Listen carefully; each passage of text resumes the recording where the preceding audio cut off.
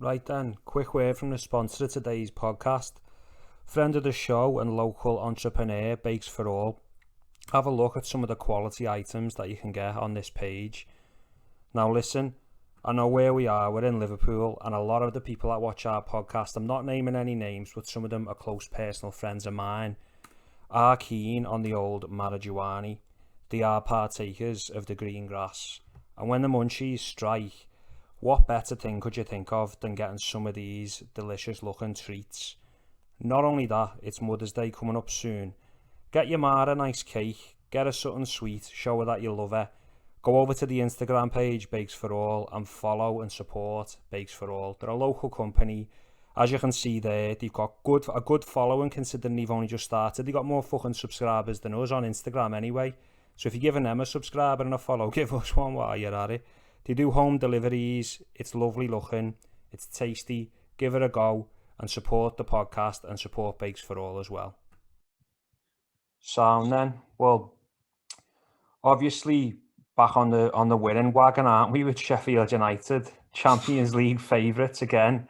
It only takes one win, doesn't it? But yeah, it was a big result for us, that, and I think tactically there was a lot of changes that you couldn't see on paper, but they were there, and we'll have a look at them in a bit. But Chelsea tomorrow is like the last few years. Chelsea hasn't been a big game anymore, has it? I don't know if you'd agree, but it's huge tomorrow. Yeah, I do agree with that, and I think it's Chelsea as a club. They seem to have less significance when they play any team now. Because I used to be dead up for like Chelsea Man City games or a Chelsea Man United game, and now I just don't care anymore about them. I don't know if it's just because they've been around for too long, in a sense that it's almost 20 years since Abramovich took over, so. There's nothing really. There's no stardust with them anymore, if that makes sense. No, I know what you mean. Not stardust, because that might interpret that they've got not many good players. But I mean, there's no more intrigue with them. Everyone knows what they are now. You know what I mean? Yeah, I think one of the interesting things is, like, I was watching some podcast the other day, and somebody was mentioning the strikers. Like, it is just a graveyard for strikers. So somebody was saying, like, you've got to give Werner like the benefit of the doubt, first season syndrome and all that jazz. But strikers these days, and it's, to be fair, players these days, you don't get a season. Managers don't get a season. Like, Klopp is what? Is he the only manager in our time to be given time to actually implement what he wants to do with a club? Because every other manager gets the chop. And as you say, with Chelsea, the signings they've made haven't really worked, not just this season. And the whatever stardust that they did have is kind of sprinkled away, hasn't it? Can you see what's on the screen there? Yeah. Sound. So obviously, with the Sheffield United win the other day, I mean, the lineup that I thought we might play, I did kind of think Alisson was going to play, but this was the lineup that we played on the day against Sheffield United. They had like 5 at the back, but it was a 3. But in essence, it was a 5. But that's how we looked when we didn't have the ball. And what I just wanted to have a chat with you about today was really the tactical differences I noticed when we had the ball, when either we cleared the ball and we were trying to regain it back, or we actually had possession. So you can see the images here. Let them speak for themselves. But basically, Trent's looking like a psychopath. Well, that's what I want to focus on. So if you look at the formation there, that's like we've tried to recover the ball or we've given the ball away.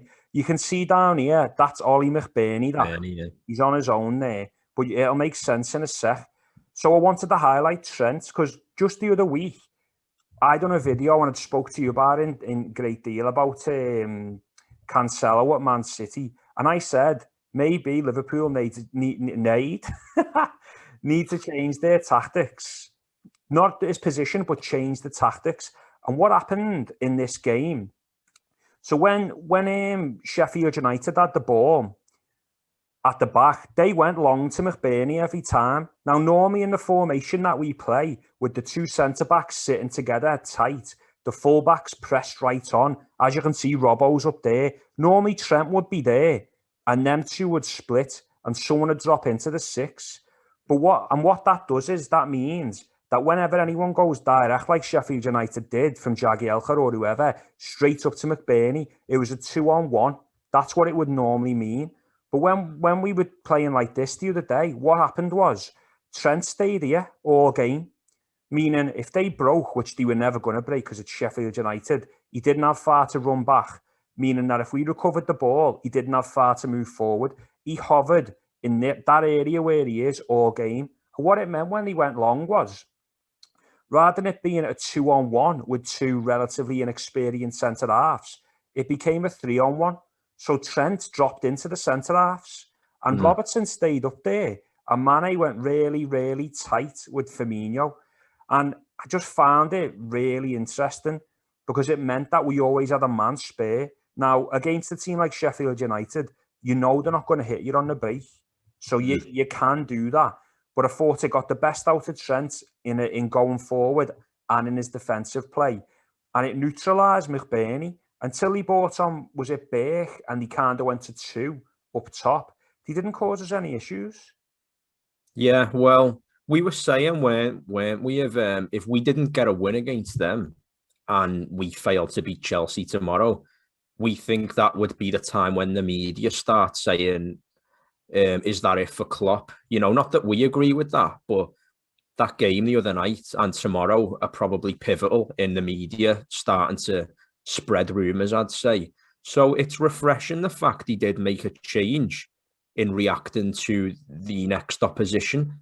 Now, he probably makes changes week on week that we don't realise, like subtle nuances here and there.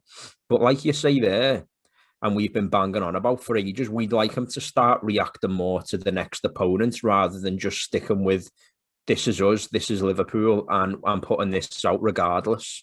So, like you say there, as you were doing all that, and that, I mean, if you're Sheffield United and Chris Wilder, McBurney that's probably all he can do, innit? Try and bully the two inexperienced centre-backs. And with Adrian being hit and miss, that's the only plan that they had. So it would have been quite easy to nullify from our perspective. And thankfully, he ended up doing it, Klopp-like. And Trent in that position, he gets more time on the ball. And when he's got time, that's when he's able to do ample damage. Because he did get forward quite a bit, didn't he? And cut in and get the odd shot off. And it's like Emre Can when he was at right back and people would clamour him to be in midfield. But the reason they clamoured for him was because he kept driving forward. But when you drive forward from deeper, you're only having to take on usually a lone striker and then you run into the traffic. Harder to do it from centre midfield. So Trent remaining there a bit deeper all game, he can do more damage, can't he, with his passing range when it's on the money and stuff like that. Well, it's not new, is it, that, you know, the thought of him playing more advanced. And that's why, you know, we were calling out for it with the Cancelo tactics. I think this is the only game where I can recall when I've watched it and I've noticed straight away within the first 2 or 3 minutes a tactical change that Klopp's made to negate the opposition, rather than just being, we are Liverpool, we will dominate the game. We did dominate the game, but it was in different areas, and it was almost like 4 up front, because Robbo was always in that position where he is, and Firmino and Mane were very close, and that's how Firmino had the chance where he should have scored. A ball went up, it might have been Trent, played into Mane high, he sort of rolled and it bounced off him, and Roberto Firmino was in. It gave them a lot more questions to ask their back line, because they were playing a 5. So rather than them playing a 5 going up against 3, they were playing a 5 going up against 4 because Robbo was there. And then you had Jonesy bombing on from the midfield, and that's where he got his goal. But obviously against Chelsea, it's going to be a whole different bowl of potatoes, or whatever you want to say, isn't it? Because it's the lineup's going to be different now. I've just heard on the news, and I didn't have time to change the images here, But Alisson's fit, and he's fit anyway, but Alisson's going to play. Now, Fabinho, the only changes in the team, tactically and personnel, would be Jota and Fabinho when I put this together. Alisson coming in doesn't really change nothing tactically. Now, I know you're the same as me. You're looking at that midfield thinking, I'd drop Wijnaldum, I'd play Phillips, and I'd push Fab into the midfield three. I can sense that in your eyes. And for me, that's what I'd like to do. But in a game against Chelsea, that's not going to be the case. So you would imagine Fabinho's going to slot in. Now, rumour has it Jota's still not well. And Klopp said in his presser before, there was no guarantee. So that's my lineup. I don't know if you'd change any in there. If your lineup's rigid on positions, I'd swap Wijnaldum and Thiago with that. Just because I think if they played how I'd like to play, I'd prefer Thiago in the 6, and then he'd have Jones and Wijnaldum either side of him.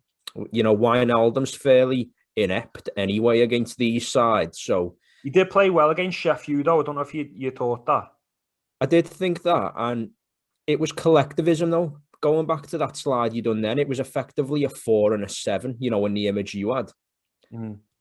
So with having the overload at them, did you notice we were able to get more central shots off, which has been, those types of sides recently they nullify us, don't they, quite well? Yeah. And it was the first time in a good while when we've played one of them sides and we've actually got shots off from central positions. And I thought at first it was going to be another one of them games with their goalie. Is it Ramsdale? Yeah, he had a blinder, didn't he?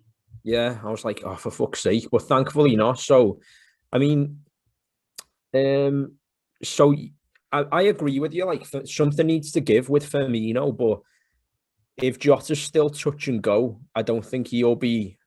You'd imagine, is he training with a ball, and is he doing team training at the minute? He was fully fit for the game against Sheffield. He got sick in the hotel. Now, rumour had it that it was appendicitis, but I don't think that was the case. But he was fully fit. Now, I thought he would have got 20 minutes against Sheffield, and then he'd start against Chelsea. And then when he wasn't in the lineup, I thought, well, they're going to keep him and wait for Chelsea and give him the 90. But then it come that he was ill. As you say, the formation there isn't rigid. It's just where I stuck the images. Yeah. The midfield three for us does tend to be quite fluid anyway. And in that scenario, you would have Thiago in the 6. And I thought he had some better moments as well in the Sheffield game. But yeah, with Jota, you're probably right. He's probably not going to risk him from the start, especially if he's not well. But the game with Sheffield, that chance Firmino has early on, that goes in, and that'd be a rout. That game, that'd be like not like a Palace, like a 7-0, but that would have been a 4 or 5-0 game. That if that chance goes in, with one where he tried to square it. No, it was earlier in the game. I think you missed the first 5 or 10. You said, didn't you? Yeah, I was coming home from work. Yeah, so I switched it on. He was so I did miss in the bathroom with nerves. That's what was happening there. Just thought we can beat it. Bag out. No, he got put in. There was a chance to describe before with Mane, and he was in on goal. And I don't even know what he's tried to do, but he's literally just hit it at the keeper. He's 1-on-1, defenders closing in, but he's got plenty of time and space, and he just hits it at the keeper. He could have slotted it, he could have dinked him, he could have went round him. And if that went in, I was having fucking kittens watching it live, but if that would have went in, for me, it would have been a rout. That game would have been null and void straight away. Yeah, I mean, his shooting's very tame, isn't it? It's always been quite tame, but it just seems to have gone down a level even this season. But then the one that done it for me was when he tried to square it instead of shooting. Yeah. It's like, fucking hell, mate. You're a striker. You're 4 yards out. Just fucking smash it in the net. But I've never known a striker who's more reluctant to score a goal than him. Well, you said it before. He wants to be seen, more than he actually wants to be. If that makes any sense. I know what you mean, but yeah, like it's more about like, oh, I got the assist when I could have scored, but I got the assist because, like, I bet you weren't expecting that. You know, call me the assist. Like a no look pass, doesn't he? And everyone's like, oh, Firmino's balling out of control, and it fucking pisses me off. And I know in another video we'll be talking about the striking situation because I know you got some good points on it. It does get fucking tedious. I haven't done a lineup for Chelsea because I didn't really want to focus on the Chelsea lineup, but I have just thought like, what might some of the key battles be in the game, and I've just put them in there. So that should be there on the screen. But Yeah. for me, I've put Wijnaldum and Mount and Salah and Chilwell, providing Chilwell starts because he did start the last game, but Alonso's been starting. But Chilwell's clearly the better fullback and one of the best in the league. But with Wijnaldum and Mount, I think Mount's potentially their best player all around for what he does and what he offers. And I know he gets a lot of stick about being like Lampard's bastard child. And it's a little bit like when Joe Allen played for Liverpool with Brendan, isn't it? Like everyone was like, Brendan's well-being smashing his mark because why does he play? But the reason I picked these two, and obviously you can add weight to them or debunk them or speak about other battles, but I just thought with Mount running deep from midfield, he has a lot of touches inside the opposition box, and I think he's a really good player. He's my type of player to watch. But Wijnaldum's going to be the one that has to go with him and has to stay with him. Thiago can, but he's probably too rash, and Jones isn't that good defensively. So I do think a key area is going to be Wijnaldum and Mount. Yeah, well, I agree with that. I think like you say, Wijnaldum's probably the best player to sort of halt Mount in that. And I don't necessarily think he'd win the ball off him that many times. Like, Mount's not a dribbler, is he? He has got that explosive touch to him, but it's not on the level that Barkley's got, when Barkley was on it at Everton. Yeah. So I don't think Mount will trouble Wijnaldum too much in that sense, but I think Wijnaldum is the best one to do a job on him in the sense that when SCN done it to Gerrard like 12 years ago. Yeah. So, yeah, Mount, he's more like the free role in that Chelsea team, if they have a free role, the one who will nick a goal from the midfield. But I think, again, like Trent's always, you don't know what Trent's going to turn up, do you? So as Hudson-Odoi been playing quite well recently, hasn't he? Although he got subbed, but he's not playing badly. And did he get an assist the other week or? Yeah, he got double sub, didn't he? And he got an assist. But then in the last game, who did he play the other day? Oh, it's gone out of my mind. Oh, I was watching it. I can't even remember who it is. But he got subbed again. And everyone, Gary Neville was going like, oh, that can't be good. He's being subbed again. And then he come back out with ice packs on and he was injured. And that's why he subbed him. So Neville had to swallow it. I don't know with Tuchel at the minute. He's kind of mad. It's like he didn't even have Abraham in the squad. And then when he got questioned about it, he said, he'd get double subbed the other week, didn't he?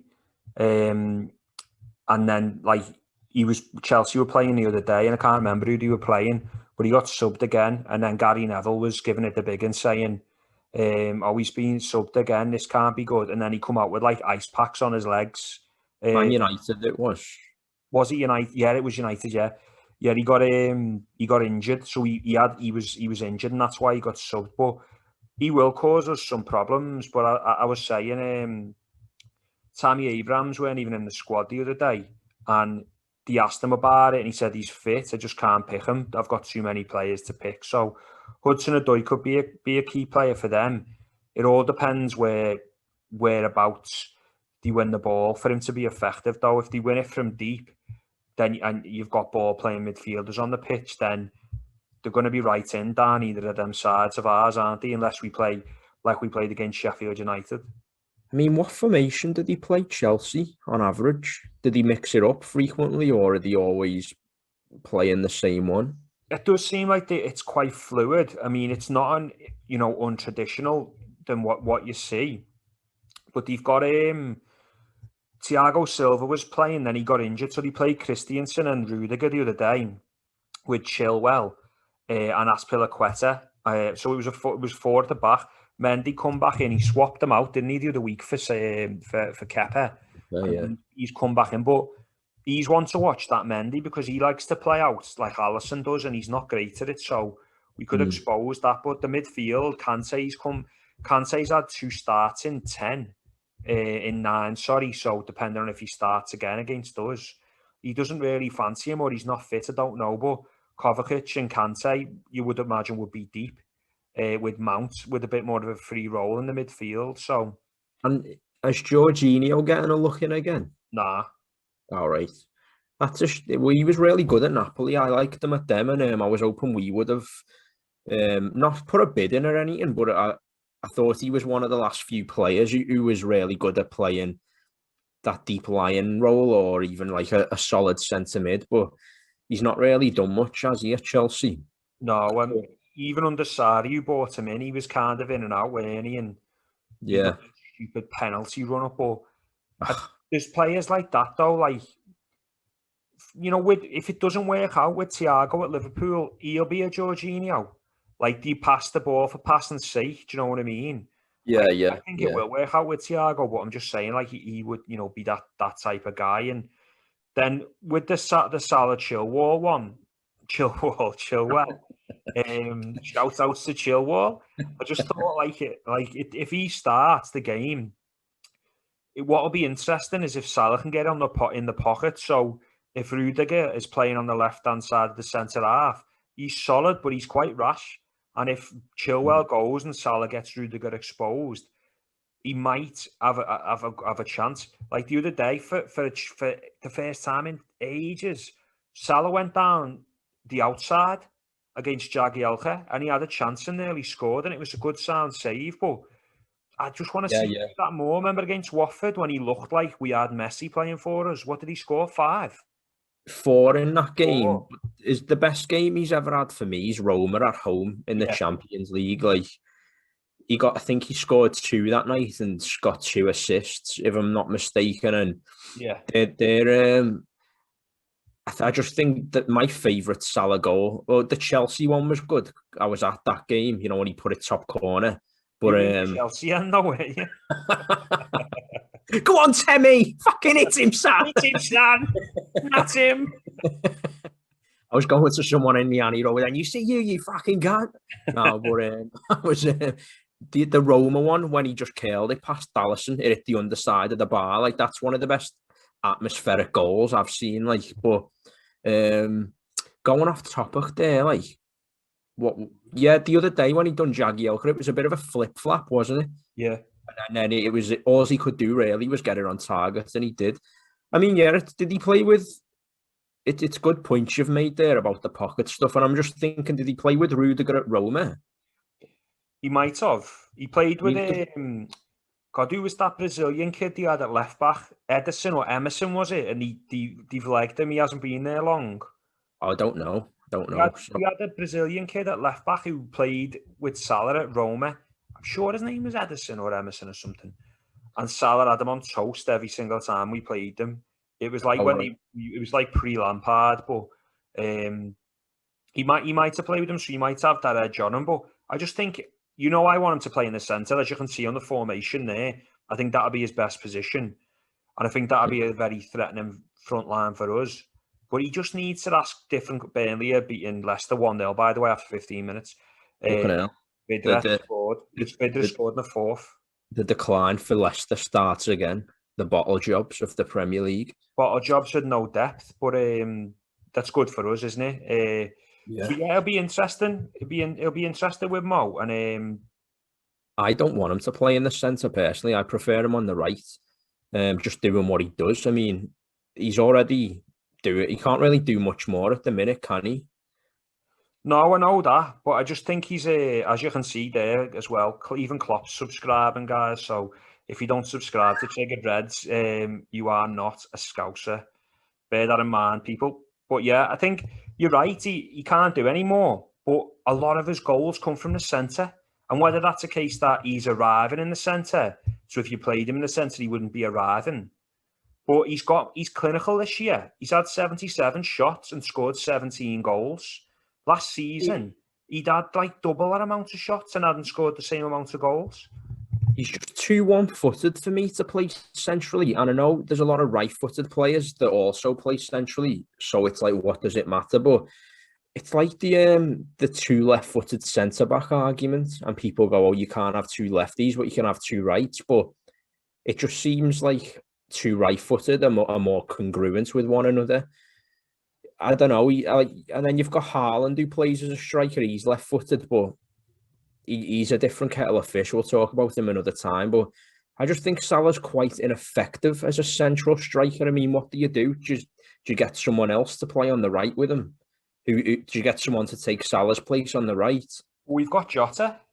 Do you change formations? And I don't know. Like, I'm not against it, but I don't think you're going to get the best out of Jota either if you're putting him as a dedicated right sider. He's better centrally or on the left, in my opinion. But then we've got that front three where it's like, why even stick to a position? They may as well be a fluid front three because they're that good. They're that good when they're on it. With that three, yeah, but not when for me, with the three that's in the formation we've just looked at. But when Firmino's in it, he's so ineffective when in the wide positions. I mean, he's pretty ineffective in the central positions. And, you know, there's so many fans that are still backing him. But I don't feel he can be backed anymore. Like, I know he kind of got a goal the other day, but he didn't. It was an own goal and he did good footwork. But that's all well and good. I don't give a shit how many defenders you take on. If you're through on goal, you have to score. Jimmy Floyd Hasselbank said it, like, the chances Firmino has, it's not like he doesn't get chances. Like, sometimes in games, Mo won't get any chances and he'll be a ghost in the game. Lagoste, as you call him. But as soon as he gets a chance, bang, it's on target or it's in the net. And with Bobby, his shooting's so poor. I said to you the other week when we were voice noting, never mind getting a long throw-in specialist. Get a fucking striking coach to teach him how to finish a ball. Teach him how to open up his body and have composure and score. But you know, I can't dispute what you're saying there. You can't deny Salah. But just before, like, we kind of move on and wrap it up, what are you thinking of the game? What are you thinking of the results? Are you confident? What's going to go down? I'm only more confident due to Chelsea not really picking up wins lately. They drew against United and then did they draw against the team previously to that, Brighton? Yeah, they haven't lost, but they beat Atletico, didn't they? But they haven't lost under Tuchel. I mean, well, for that stat alone, then I don't think we'll beat them. No, I think we might get a draw out the game. Yeah. You know, I'm not one of them Liverpool fans that'll be like, yeah, I think we'll beat them like 2-0. Like, I don't know, because the thing with Chelsea is they're probably the only other side other than Man City that will rival us for possession.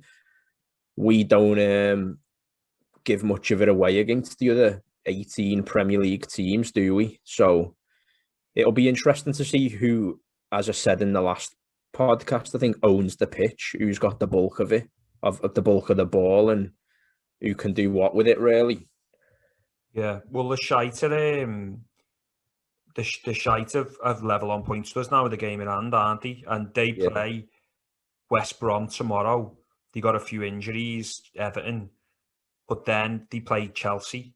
So we really do need to beat Chelsea with the games coming up, because if results go our way, we could be in the top four in the next 2 to 3 games. But you just know, like, teams like West Brom and that, they'll just open their legs nice and wide for Everton and say, come on in. Whereas with Liverpool, it's the staunch fucking deep block, isn't it? You know, every man behind the ball. And I think Allardyce has had it in from us since him and Rafa had that spot. And you think, like, because him and Sam are bum boys, like, you think they like us a bit, but they just don't. No, I know. There was always, like, I always felt there was a pro-Ferguson thing as well. They were all anti-Liverpool and, like, pro-Man United. And, well, they were all Ferguson's minions, weren't they? Like Steve Bruce and all the other managers at the time. But and all that. Yeah. I mean, just speaking on tomorrow's game again, I mean, if he plays Hakeem Ziyech, that's probably what I'd do for them. Play Ziyech, try to get balls in behind the centre-backs and have Werner making the runs in behind, because that Kabach looks like he just hates pace and direct football. Like he looks like a bag of nerves. So if I'm Tuchel now, probably playing Hudson-Odoi on the left, trying to get the better of Trent if he can. And I'd probably go with Ziyech, to be honest, and look for Ziyech to get the inside ball, because there's not many cut-ins who've got a better inside pass than that Ziyech. Like, he's only showed it in flashes at Chelsea, but I don't know if he's been playing that frequently or not. He reminds me of, like, he's nowhere near got the numbers and he's not as good. But the way he passes the ball, cutting in from that side, he reminds me of like a Payet, but on a different side. But with them, if it was me, I'd play. I like that tactic, but I'd start Giroud up front and Werner left wing, and I'd have Ziyech right wing up deep. Because if he's playing deep with Aspilicueta, we won't get much joy down that side because they'll be in position. But if he's crossing the ball in, Giroud's winning the ball all day against them. I mean, like you say, Kabak's scared of pace and direct play. And Phillips is a really solid tackler of the ball and aggressive, but he's slow as fuck as well. So if Fabinho plays, it'll be a different story altogether at the back. But that'll be the key. It'll be right, yeah. It'll be key to what happens. I think it'll probably be a score draw, a 1-1 or a 2-2. Given the circumstances, you probably would take a point against Chelsea, but it's not like we're confident against the small teams, so it's kind of a must-win, isn't it? Yeah, well, that's what I said about the whole possession thing. I know I've been banging on about that the last few episodes, but teams with little possession sneak 1 or 2 goals against us sometimes. So if they come to play tomorrow, it could go our way, because we do well against teams who we fight fire with, don't we? So yeah, just usually we do end up playing our game better than them. So hopefully that'll be the case tomorrow. I mean, Pulisic as well. I mean, what's happened to him? Is he just gone off the radar again, or? Well, he come on the other day. He's grown a nice little beard. All right. I'll give him that. Nice little beard he's grown, and fucking hell. In terms of raw ability, he's probably in the top 5 players in the Premier League, isn't he? You know what he can actually do. Like when he played us last season, again, was it one of the last games? It was the game when we won the league, or when we got the trophy. Sorry, he fucking tore us to bits. I mean, we got back on it. A lot of it was down to Trent's defending. We won 5-3, didn't we? Yeah, but he tore us to ribbons, and he had a great game against us in the Super Cup final as well. So it was a Super Cup final with them, wasn't it? Yeah. Yeah, he was. So he's still there, and you know, Tuchel had him at Dortmund, and so did Klopp. Yeah, that's true. I mean, when he signed for them, I thought he was just going to be another run-of-the-mill type of player they've got. Because Dortmund churn them out, don't they? They sign them or they blood them in from the academy, either way. But when they signed him, he just looked like a clone of Hazard. Like, I didn't realise he was that good. Whether that's a testament to the way Chelsea play to get the best out of a player like that, and that's why Hazard flourished at them, and maybe that's why he doesn't flourish at Madrid.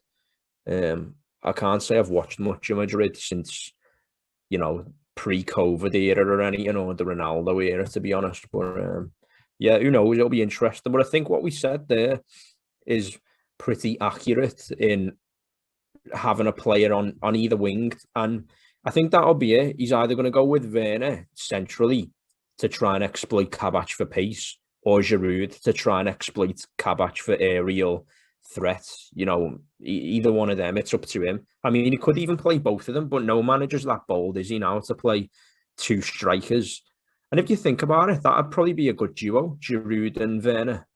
He might play them both, but not as strikers, as you say. But he does favour Giroud, and Giroud's he's a massive game player. Like, I think he's one of the top scorers in the Champions League this season, and I think he did score the winner against Atleti, didn't he? It was like that bicycle kick thing or whatever it was, and he is a great finisher. He just hasn't got any pace, and if he gets a chance, he's going to score. We haven't been that great defensively in the air, but you know, every striker just peels onto Kabach because he hasn't got it yet. But I have seen stuff in him now where he's done some all right stuff, and I'm starting to see a few bits and pieces where it gives me a bit of hope. But maybe, you know, when he plays next to Verge, it's a different kettle of fish, isn't it? But I do think it's Well, going to that's be it. tight and cagey, isn't it? And I think there'll definitely be goals in the game.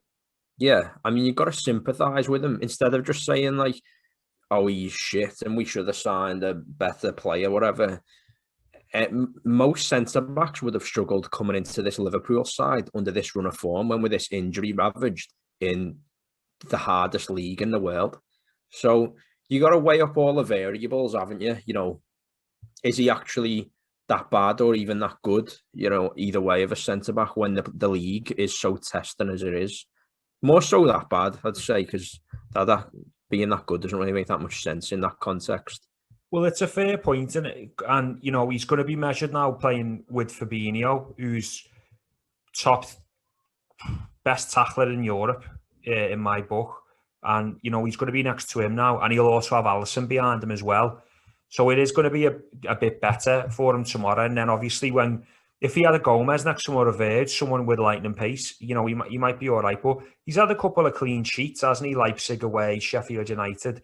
And just on that, just, you know, as we wrap this one up, the next video we're going to be looking at is going to be around transfers and more up the other end of the pitch, isn't it? So we'll have that one up in maybe a week's time or something like that. But we have got one dropping, filming one on Friday with a guest, one, and then that should be dropping on the Saturday. We'll get that up.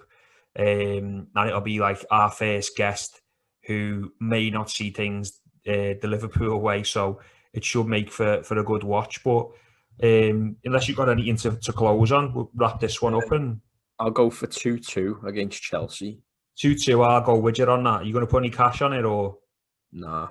I haven't had a bet on football for months. I just don't care about it enough at the minute. Well, you were in the same gambling rehab as Paul Mason, weren't you? So I know Paul well, actually. Yeah, loving it, like. But Sam, then we'll wrap this one up, and hopefully it'll be a win tomorrow for the Reds.